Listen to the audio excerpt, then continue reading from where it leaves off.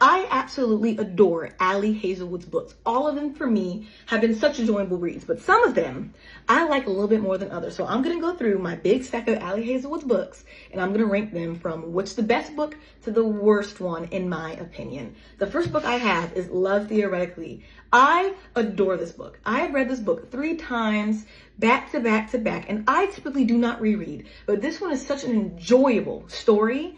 I would always recommend this book, okay? It's amazing, all right? Please, please, please, if you haven't, do it. The next one I have is Bride. Now, Bride is this vampire werewolf marriage of convenience. It's her first ever supernatural romance, and she knocked it out the park.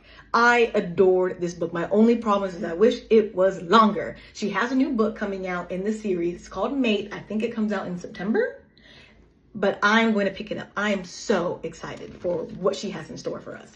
Then, of course, controversially, Deep End. Some people had a big issue with this book when it first came out, but I personally loved it. I thought that the relationship between the both of them was very symbiotic, very romantic. He yearned for her, right? I think it was lots of messy and drama. Some people don't like other women drama. To me, it just need to be really, clear that he is really into our female main character. But to me, Deep End was lovely. It was great, okay?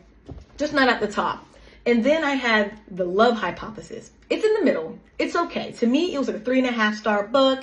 It introduced me to her, and I can't complain. It's one of the best Raylo fanfics I've ever read. Then, of course, I have Not in Love.